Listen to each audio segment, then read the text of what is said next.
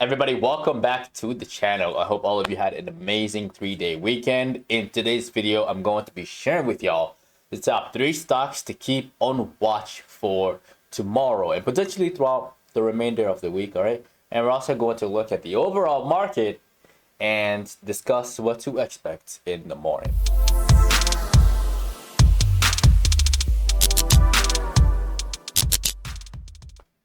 Y'all, let's dive right into it, right off the bat. We got the SPY over here, and in the last video, I gave you guys a warning about approaching the markets day by day, all right?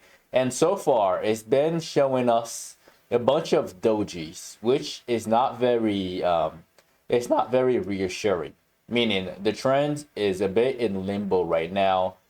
I'm seeing this thing as we're gonna dive into the 10-minute, right? So first and foremost, we failed to move up above 48.80. We failed to get up here on the CPI report date, all right? And then the PPI report was kind of short-lived. We had a little bit of a pop pre-markets followed by a fade, and then it ended up closing the day as a doji, all right? And right now, futures are down. The SPY is down. The NASDAQ is down the most. And also the Dow Jones is down by 0.30%. There are some levels to watch for. The first one is there's dip buyers. I'm going to clean up the chart.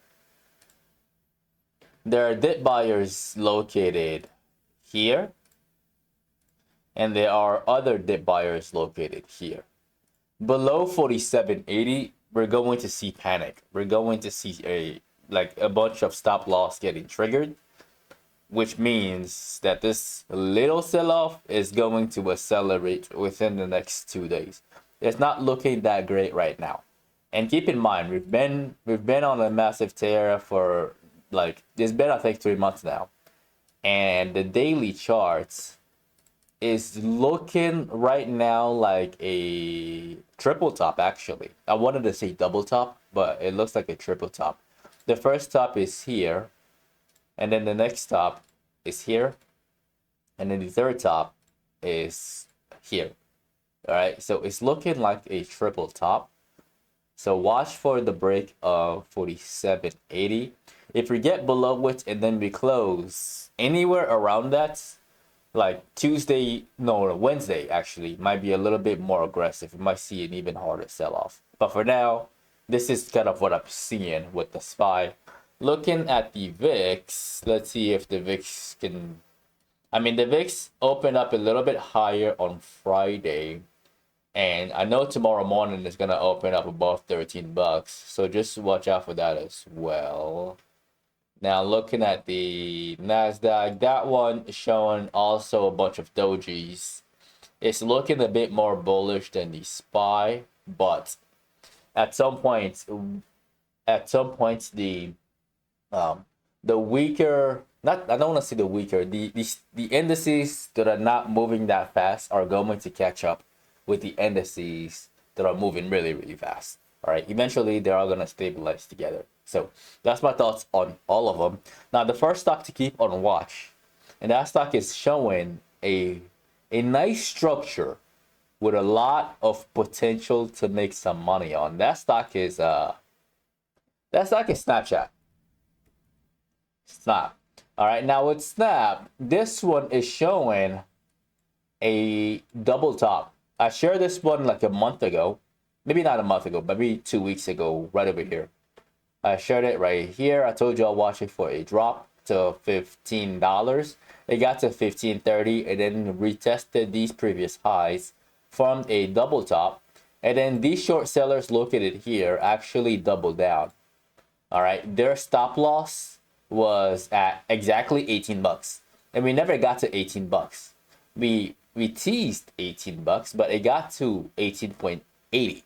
And then we see a drop. Now, the structure that I want you to pay attention on, we're going to zoom in. We're going to look at the 1 hour. All right. And that structure is right over here. It's actually more like the 15-minute. Yeah, that's on the 15-minute. It's right here. There's a descending triangle on the chart. Right there. All right. And it broke down. It broke down like at 8:45-ish on Friday, teased a lot before really breaking down at like 10:30 or at 10:15. All right, so this is the fall. This is where these individuals pretty much cut their losses because they've been dip buying here, and then they realize they're wrong. So they immediately sell, and then more people sell, and then the short seller starts piling on, right? So this one right here, watch it for a drop all the way down to 15 and a half. So all the way down to here, I'm gonna do below right there. All right, there might be some games being played in the morning where we see these things do this, maybe a little bit of a retest, maybe even a retest of 16.8 before we see a rejection throughout the day, right? This is not the best case scenario. The best case scenario for anybody who is short on this thing is for it to open slightly lower and immediately collapse. All right, but either way, I'm bearish on it. The structure is there, and this overvalued, relatively overvalued, and a pullback is in order. All right, if you look at the daily, a pullback is in order. It's looking kind of weak. It's rolling over right now. And there is a gap right there also that needs to be filled. It didn't quite get filled during the first attempt, right? It left some room right here. It's not done yet, right? At 15 bucks right there. So that's the first stock. The next stock to keep on watch, which is pretty much a whole sector, it's the it's actually the banking sector. I'm gonna go on the 1 minute, and then we're gonna look at MS once again. I'm gonna clean up the charts and then the daily chart. Now on Friday, it opened up a little bit higher and then showed a bearish engulfing candle. Tomorrow morning is going to have earnings. Again, watch the reaction to earnings. The reaction is key. If it's not too massive and it opens up at like 88.6, maybe 88.7, there could be a phenomenal opportunity for a day trade down, all the way down to 85.6, because this gap right here needs to get filled. It has to get filled. All right, and the sooner it gets filled, obviously the more money y'all would make on a day trade. Again, keep this one in mind. And it's not just MS. We're going to look at another stock, which is Bank of America. All right, and Bank of America, again, I told y'all keep the banking sector in your watch list in the last video. This one already filled this gap. It might play some games here, all right, but it really all depends on the reaction to MS. Also, another bank, Citi had earnings. I told y'all to watch that one yesterday, and it turned out to be neutral. A doji where there is an equal amount. Well, there is slightly more sellers. There are slightly more sellers than buyers. All right. Therefore, the trend is still bearish. And again, the reaction to that earnings report on Morgan Stanley is key. So I'm also bearish on this one for a drop to 50. All right. Both these individuals are here are worried. So have an alert set right there, right below 51.17. All right. And then wait for it to ring. If it rings, stop losses are going to trigger. Panic is going to kick in. All right. And there will be money to be made on puts to the downside. Again, reminder, when I put in the title stocks to buy, we trade options, meaning we buy calls when we are bullish, and then we buy puts when we are bearish. All right, so just a quick reminder if some of you are still confused about that by the title of the video. Now the last stock to keep on watch, that one is showing, it wasn't very clear at first, but it looks clear now. It's Ford. And for that one, I might have shared it with y'all a while ago because I see it drawn on here and there is this gap. All right.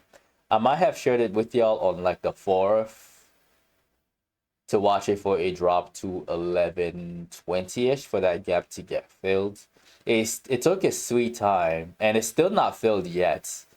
And there is some new development with the stock. If you look at the 15-minute, kind of like Snapchat, there is this going on, a descending triangle as well, and it's quite clean, and I like it. All right, and I like it enough to share it in this video for y'all. It's right there, right here.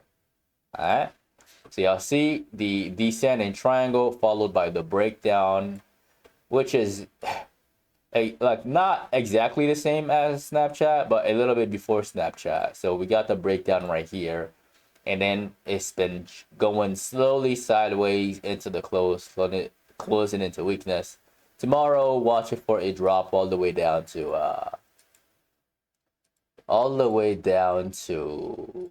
11. Yeah. All right, so that's my very honest thoughts on all of these stocks, and that is the end of the video. Do not forget to demolish the like button as always. Quick reminder, again, I release these videos from Sunday to Thursday at exactly 10 p.m. Central Time. I didn't release a video yesterday because the market was closed today.